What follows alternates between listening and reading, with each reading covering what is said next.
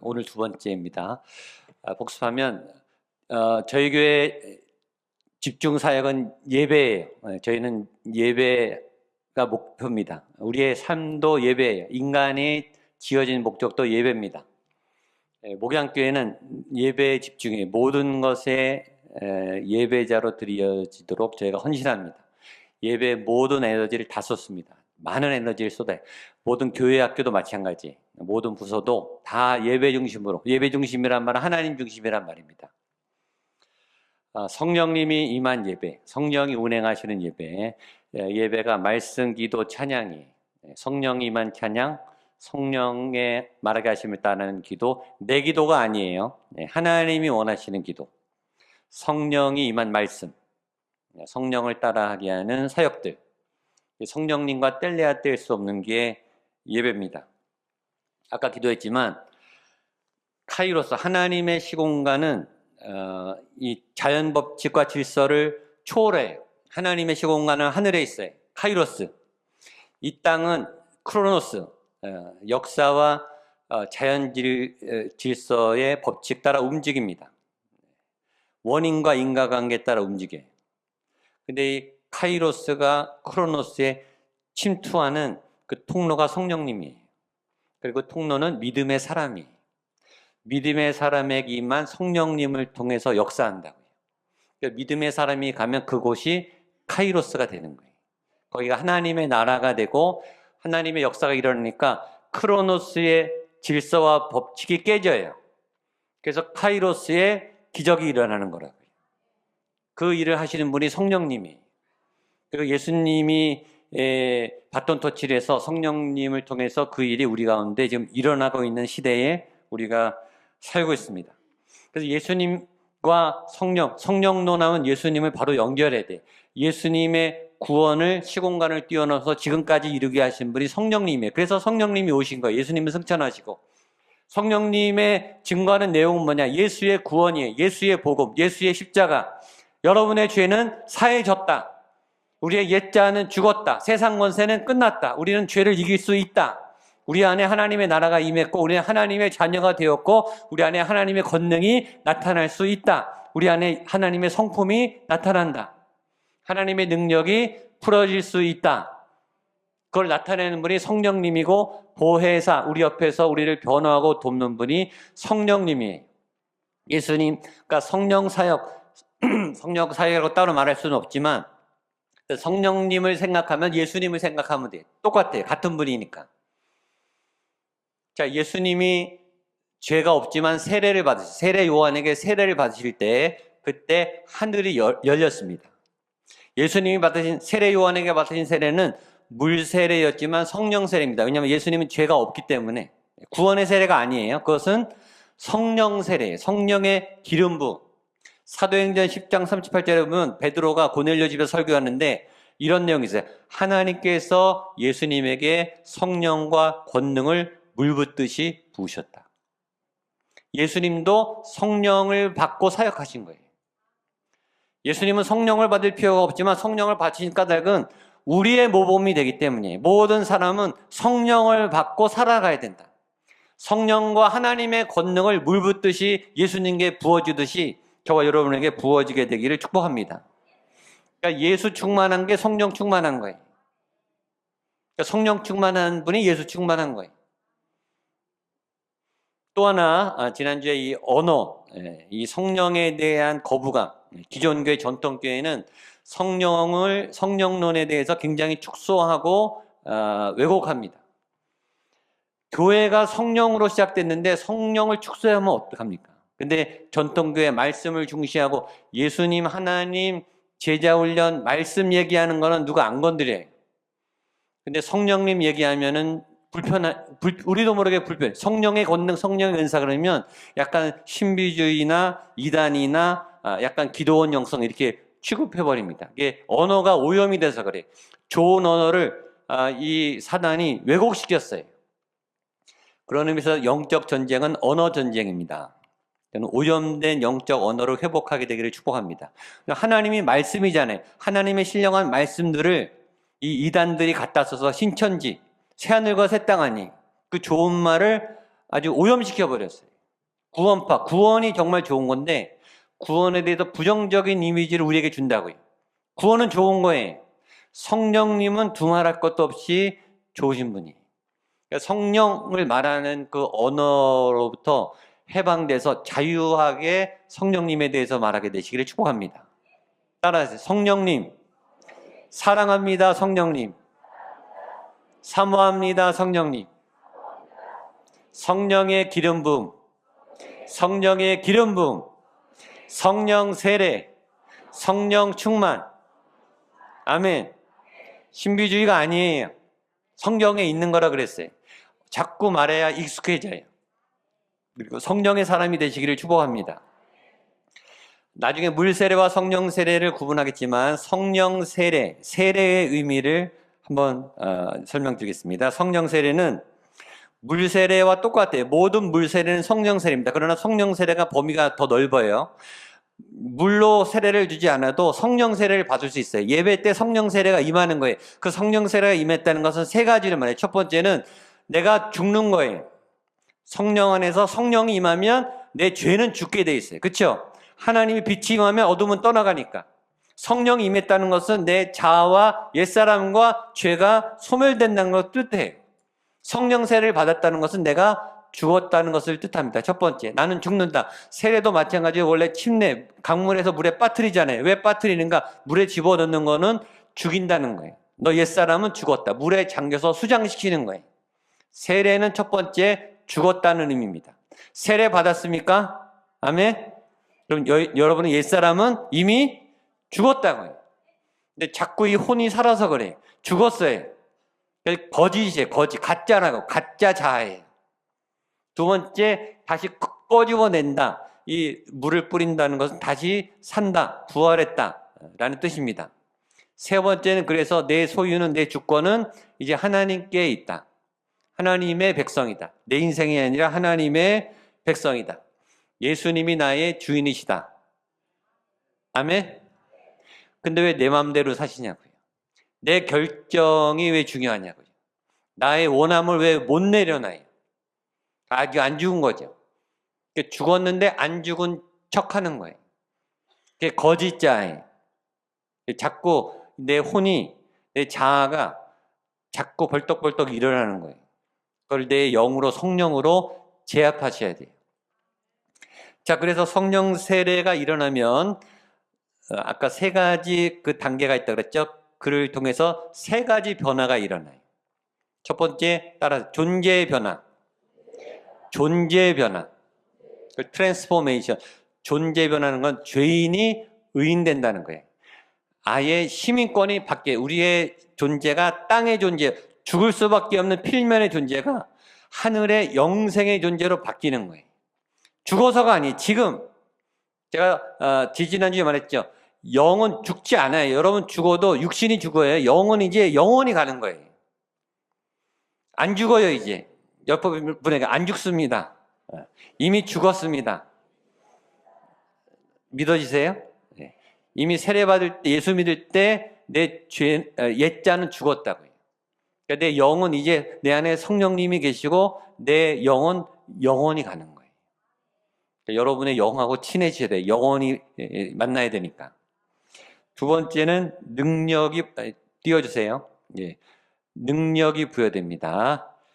카리스마, 은사, 임파테이션. 성령의 권능, 그러니까 존재가 바뀜과 동시에 하나님의 능력이 나타나요. 그래서 기적이 일어나는 거예요. 권능이 나타나는 거예요. 설명 안 되는 일들이 일어나는 거예요. 해석이 안 되고 논리가 충돌하는 일들이 일어나는 게 정상이에요. 그게 믿음의 사건이라. 그게 카이로스의 시공간을 사는 사람들에게 나타나는 일이에요. 세 번째, 그래서 삶의 변화가 일어나요. 성품의 변화, 성령의 열매. 우리는 능력을 사모해요. 그래서 열매가 없어요. 은사는 시끄러운데 열매가 없는 분이 많아요. 열매는 성품의 변화예요. 여러분의 인격이 변화해야 된다고요. 성품이 변한 걸 누가 아느냐? 가족이 제일 빨리 알아요. 그래서 가족이, 여러분이 성령 세례를 받고 변화되면 가족이 제일 먼저 알고 교회에 나오게 돼 있어요. 전도가 저절로 돼요.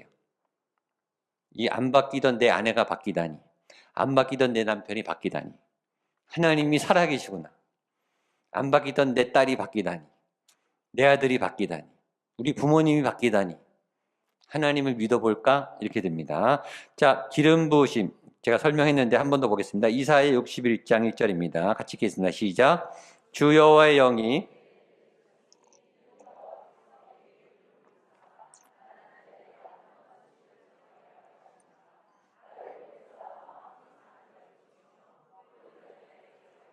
갇힌 자에게 노임을 선포하. 지금보다 두 톤을 높이고 두 배를 크게 하셔야 돼요. 말씀은 선포해야 할 때 능력이 나타나요. 아셨죠? 성령의 기름, 내게 기름을 부으사. 성령의 기름 부으심. 자꾸 입에 붙어야 되니까 따라하세요. 성령의 기름 부으심. 성령의 기름 부으심. 옆에 분에게 성령의 기름 부으심. 성령의 기름 부으심. 기름 부음이 충만하게. 기름 부음이 충만하게. 아멘. 입에 자꾸 익숙하게 하셔야 돼요. 이 똑같은 이사야 말씀을 누가복음에서 예수님이 그대로 인용한다 그랬어요. 보겠습니다. 누가복음 4장 16절로 18절입니다. 시작. 예수께서 그 자라나신 곳 나사렛에 이르사 안식일에 늘 하시던 대로 회당에 들어가사 성경을 읽으려고 서심해 선지자 이사야의 글을 드리거늘 책을 펴서 이렇게 기록된 데를 찾으시고 곧 주의 성령이 내게 임하셨으니 이는 가난한 자에게 복음을 전하게 하시려고 내게 기름을 부으시고 나를 보내사 포로된 자에게 자유를 눈먼 자에게 다시 보게 함을 전파하며 눌린 자를 자유롭게 하고. 아멘. 구약과 신약에 똑같이 기름 부으심이 있어요. 이상한 사람이 하는 말이 아니라 예수님이 하신 말씀이에요. 기름 부으심, 성령의 기름 부으심. 중요한 말이에요. 오염됐어요. 여러분 다시 회복하세요. 내게 성령의 기름이 부어지도록. 이 기름 부으시는 말이 불편하면 임재라는 표현을 쓰면 돼요. 이거는 괜찮죠. 임재. 그렇죠? 기름 부으심 이퀄 하나님의 임재. 더 말하면 성령님의 충만한 임재. 기름 부으심이 불편한 임재를 사모한다 이렇게 말하세요. 내가 임재가 충만하기를, 하나님의 임재와 영광이 내게 충만하기를 원합니다. 그렇게 말하시면 돼요. 자, 그럼 기름 부음의 목적이 있습니다. 그러면 왜 기름 붓게 하셨는가? 아까 나왔죠? 누가복음 4장 18절 한 번 더 보겠습니다. 시작. 주의 성령이 내게 임하였으니 이는 가난한 자에게 복음을 전하게 하시려고 내게 기름을 부으시고 나를 보내사 포로된 자에게 자유를, 눈먼 자에게 다시 보게 함을 전파하여 눌린 자를 자유롭게 하고. 왜 기름을 예수님께 부으셨는가? 포로된 자에게 자유를, 눈먼 자에게 다시 보게 하고 눌린 자를 자유롭게 하고. 이걸 한마디로 말하면 회복이에요. 그래서 회복. 하나님의 형상 회복. 하나님의 형상 회복. 죄로 인해 파괴된 여러분 안에 이 죄를 다 소멸하고 하나님의 원래 형상과 모양을 회복시켜요. 그게 예수 그리스도와 성령님이 하신 일이에요. 두 번째, 하나님의 나라 회복이에요. 그 공동체가 하나님의, 그게 교회예요. 하나님을 믿고 거듭난 사람들이 모여서 이루는 천국 공동체, 하나님의 나라 공동체가 기름 부음의 목적입니다. 그래서 이 기름 부음의 목적을 달성할 때 네 가지 현상이 나타나요. 첫 번째는 비움입니다. 따라서요. 비움. 성령이 아까랑 똑같죠? 비움은 내가 죽는 거랑 똑같아요. 성령이 임하면 내 안에가 이제 더러운 게 다 비워져요. 토해진다고요. 이 오염된 게 다 나와요. 그리고 질병이 소멸돼요. 근데 비우기가 어려워요. 이 숨 쉬는 게 비우는 거예요. 힘 빼는 게 비우는 거라고요. 내 소원을 내려놓는 거. 내 꿈을, 야망을 접는 거. 어렵습니다. 어려워요. 내 의의가 강하고 내 자아가 강하기 때문에 이게 웬만해서 포기가 안 됩니다. 내 인생이거든요. 근데 성령님이 임하면 비워집니다. 성령이 임하지 않으면 절대 못 비워요. 못 버린다고요. 이걸 못 놔요. 못 놔. 성령이 임하면 놔져요. 두 번째, 비웠으니까 채워지겠죠. 하나님의 은혜, 하나님의 성품, 하나님의 능력, 하나님의 일들이 채워집니다. 말씀을 채우고 찬양으로, 기도로 하나님의 은혜를 오늘 많이 채워가시길 축복합니다. 채워온 다음에 세 번째는 나눔. 있어야 나눠지죠. 돈이 없는데 어떻게 나눠집니까? 있어야 나눠지죠. 은혜가 없는데 어떻게 나눠지냐고. 나한테 구원이 없는데 어떻게 나눠줘요? 먼저 내가 채워져야 나눠주죠. 여러분에게 부어 차고 넘치도록, 흔들어 넘치도록 채워지고 그 은혜를 나누게 되기를 축복합니다. 나눠진 다음에 어떻게 되는가? 연합이 일어나요. 하나 돼요. 그래서 부부가 하나 됩니다. 가족이 하나 돼요. 가족 중에 분열된 가족들 많아요. 명절 가면 또 확인하시겠지만, 근데 성령이 임하면 연합이 이루어집니다. 하나가 돼요. 교회가 수백 명, 수천 명이 다 다르지만 이게 하나가 된다니까요.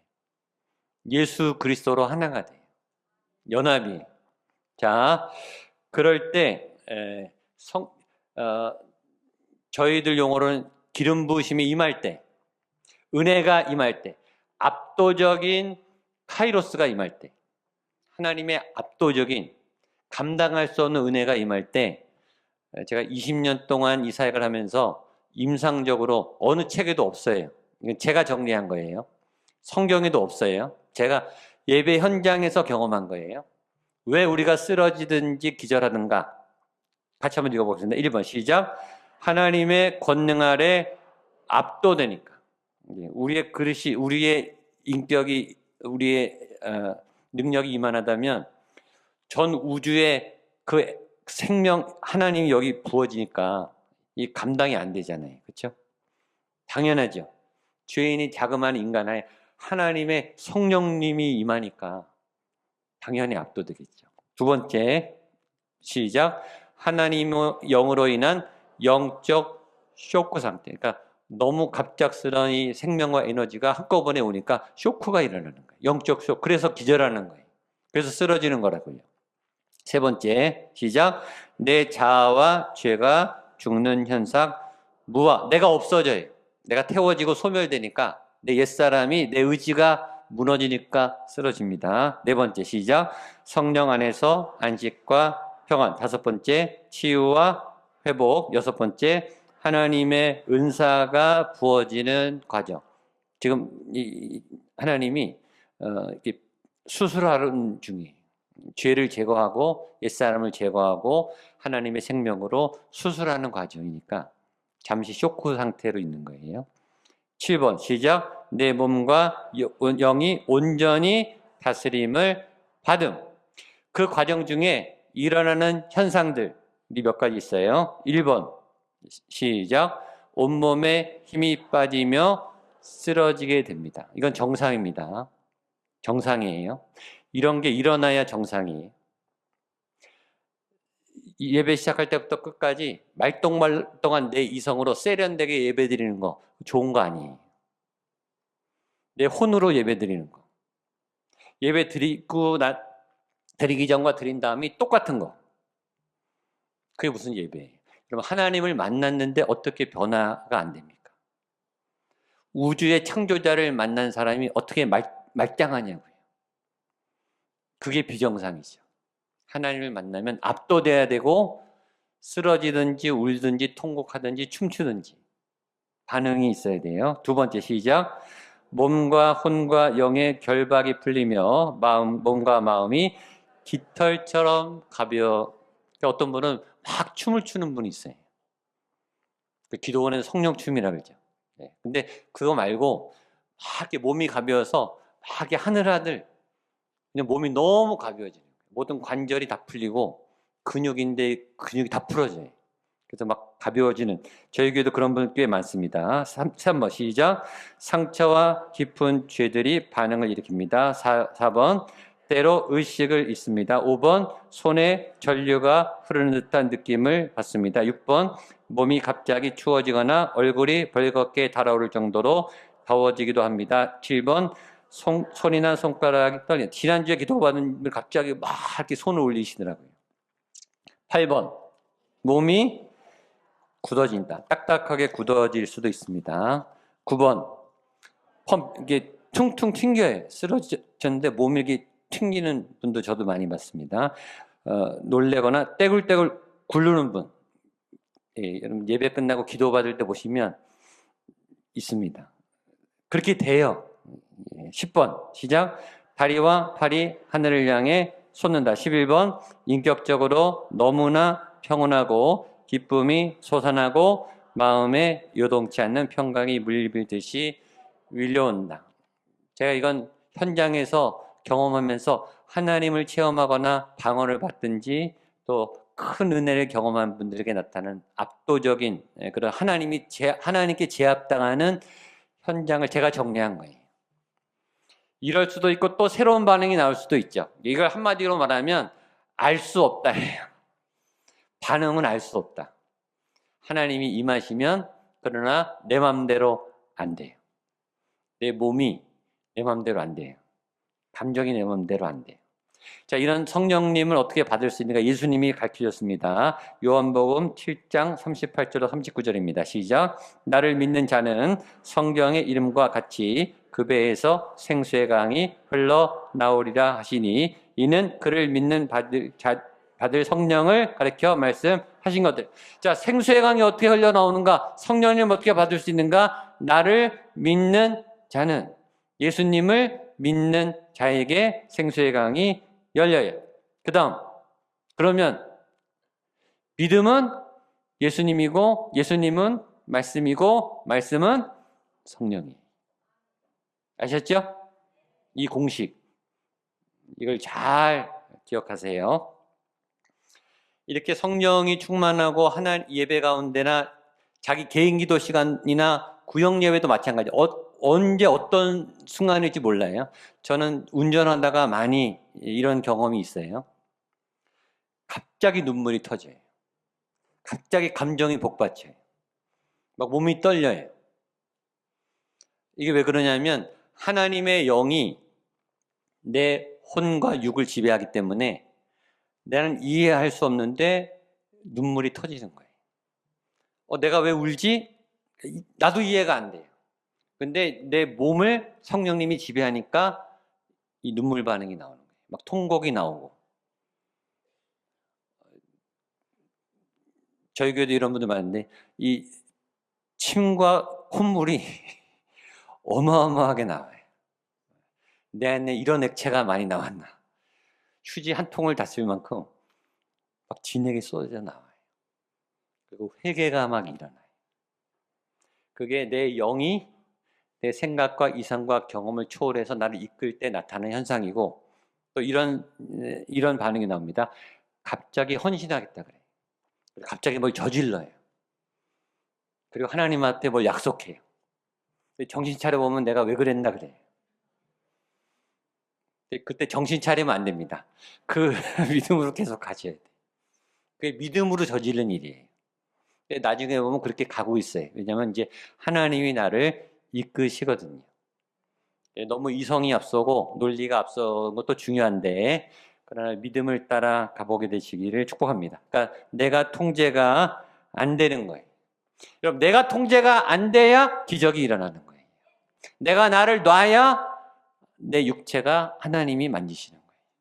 내 계획이 무너져야 하나님의 계획이 일하는 거라고요. 이게 충돌하면 안 돼요. 그러니까 내 혼이 앞설 때 끌어당겨서 뒤로 빼세요. 그리고 하나님의 성령을 앞세우세요. 성령님 앞장서세요. 믿음으로 갑니다. 대책은 없어요. 계획도 없어요. 돈도 없어요. 막막해요. 그러나 가는 거예요. 그게 믿음이에요. 근데 대책 없이 가는 게 아니라 하나님의 인도함을 갖고 확신으로 가는 거예요. 알고 가느냐? 몰라요. 그런데 가면서 열려요. 가다 보면 열린다고요. 그런데 가야 열리죠. 안 가면 안 열려요. 여러분, 모든 성경의 기적은 위기 상황이, 고난 상황, 골리앗이 왔어요. 그건 인생에 마주치고 싶지 않은 적이죠. 원수, 홍해, 누가 홍해를 건너고 싶겠습니까? 누가 홍해를 건너겠다고 꿈을 꾸겠습니까? 홍해를 만날 때, 뒤에는 애국 군사가 쫓아올 때, 그때 홍해가 갈라지는 거예요.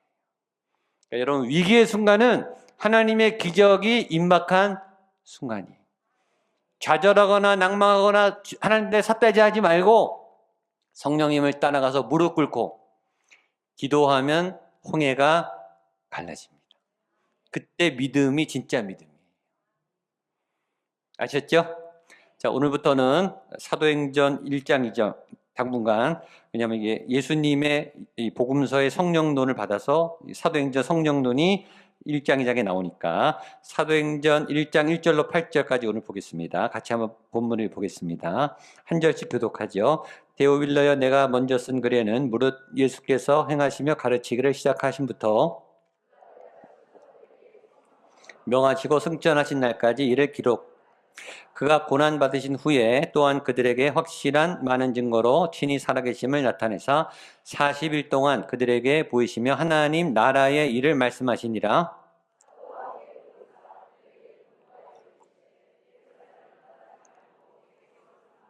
아버지께서 약속하신 것을 요한은 물로 세례를 베풀었으나 너희는 몇 날이 못되어 성령으로 세례를 받으리라 하셨느니라.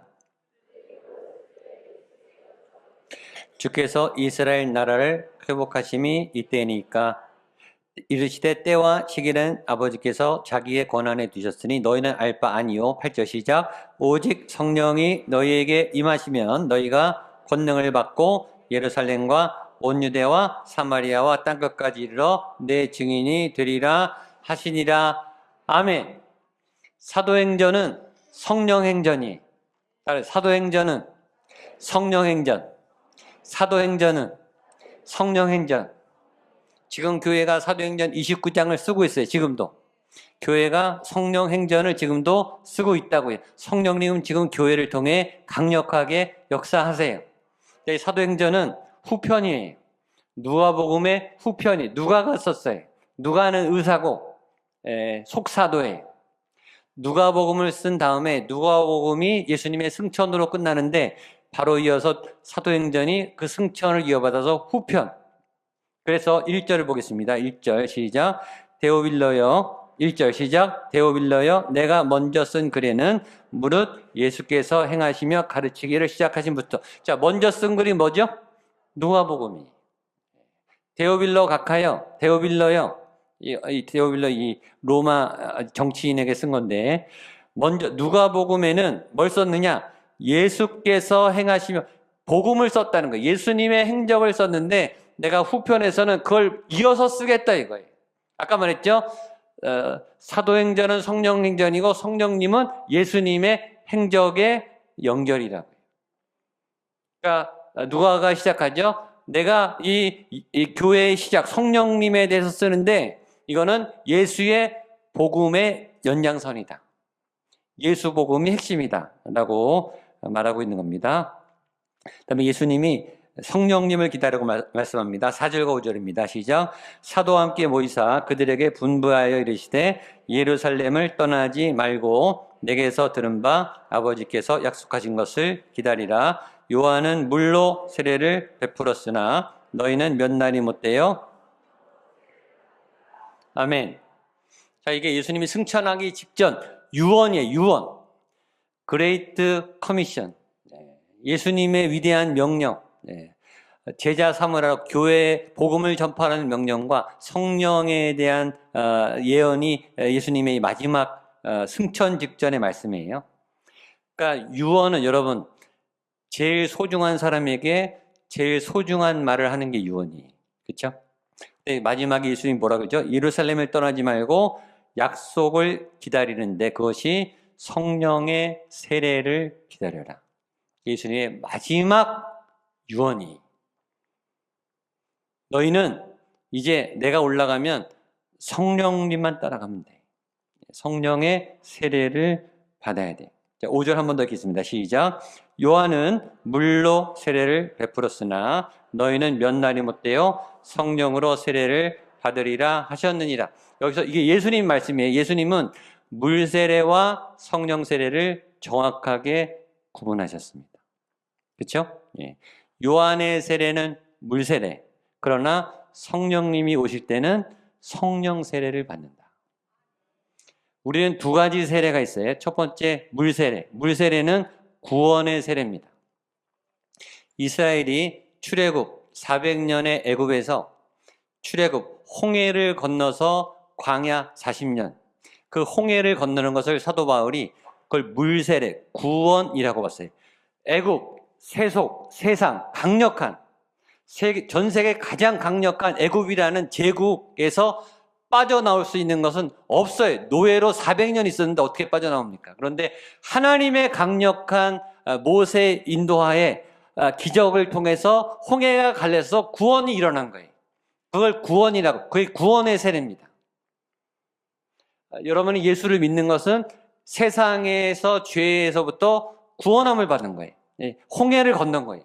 그게 구원받은 사람이. 그런데 그 구원의 강을 건넌 이스라엘 사람들이 40년 동안 광야에서 군사훈련을 받고 영성, 하나님의 구름기둥과 불기둥을 훈련돼서 무장돼서 그 다음에 가나안 땅으로 들어갈 때 뭘 건너죠? 요단강을 건너갑니다. 그건 구원의 세례가 아니에요. 이제는 정복하기 위해서, 가나안 땅을 정복하기 위해서 하나님의 나라가 오염된 세속 권세를 정복해서 하나님의 백성의 땅을 만들기 위해서 정복 전쟁을 위해서 요단강을 건넙니다. 그것도 세례. 그게 성령 세례예요. 사역을 위한 세례. 하나님의 나라를 세워가는 세례. 하나님의 뜻을 이 땅에 펼치기 위한 세례. 그래서 권능이 필요한 거예요. 왜냐하면 세상을 이겨야 되니까. 근데 그 권능은 이스라엘의 군사력이 아니었어요. 여리고성이 어떻게 무너졌죠? 도니까 끝났어요. 그러니까 믿음으로 제압해야 되는 거예요. 세상을 내 능력과 내 돈과 내 이 머리로 내 지혜로 세상을 이길 수가 없어요. 그러나 믿음으로 가면은 제압할 수 있다. 그게 성령 세례예요. 예수님이 그걸 얘기한 거예요. 너희는 이제 예수를 믿고 구원받았으니 몇 날이 못 돼요? 성령으로 세례를 받게 될 거예요. 그때까지는 기다려야 돼. 그리고 예루살렘에 모여 있어야 돼. 흩어지면 안 돼. 약속하신 것을 기다리라. 기다릴 때가 있고 은혜 받을 때가 있고 나갈 때가 있는 거예요. 지금은 기다려야 돼. 목양교회는 지금 기다려야 돼요. 이 성령 세례가 임하고 하나님의 권능이 폭발하면 그때 나가면 돼요. 구리시가 뒤집어지기를 축복합니다. 성령의 불받은 분들이 나가서 도시를 바꾸는 하나님의 사람들. 이 목양교회 전교인이 성령 세례 받으면요, 구리시만 변하는 게 아니라 경기도가 다 변할 거예요. 120명이 성령 세례 받아서 전 세계가 바뀌었잖아요. 하나님의 군대, 하나님의 불, 하나님의 권능이 임하면 감당할 수 없는 일이 일어납니다. 예수님이 그 얘기를 하시는 거예요. 그 중요한 얘기를. 제자들이 알아들었을까요? 예, 못 알아들었습니다. 보겠습니다. 제자들이 질문합니다. 6절입니다. 시작. 그들이 모였을 때 주께서 이스라엘 나라를 회복하심이 이때 예수님 지금 승천하기 직전에 제일 중요한 성령을 기다려야 돼. 성령 세례 받아야 돼. 정신 똑바로 차리고 성령님께 집중해 하는데 이 제자들은 뭘 물어보죠? 우리나라는 로마로부터 언제 해방되나요? 우리나라의 정치가 불안한데 어떻게 해야 되나요? 우리 가정의 재정이 곤란한데 어떻게 해야 되나요? 우리 가족이 아픈데 어떻게 해야 되나요? 우리 자녀의 진로와 앞길이 막막한데 어떻게 해야 되나요? 물론 중요하죠. 현실의 문제거든요. 이스라엘의 해방은 현실의 문제. 지금 노역을 하고 세금을 뜯기고 찬탈을 당하고 우리 가족들이 노예로 잡혀가요. 현실의 문제죠. 중요하지 않은 걸 물어본 건 아니에요. 그러나 예수님의 관심은 그게 아니었어요. 이스라엘의 해방이 아니고 로마군의 제압이 아니고 대한민국의 정치적 회복이 아니고 너희는 지금 성령님께 집중해. 일단 예수님이 왜 그 상황을 모르시겠습니까? 예수님이 왜 여러분의 안타까운 상황을 모르시겠냐고요. 예수님이 이렇게 대답하세요. 7절과 8절입니다. 시작.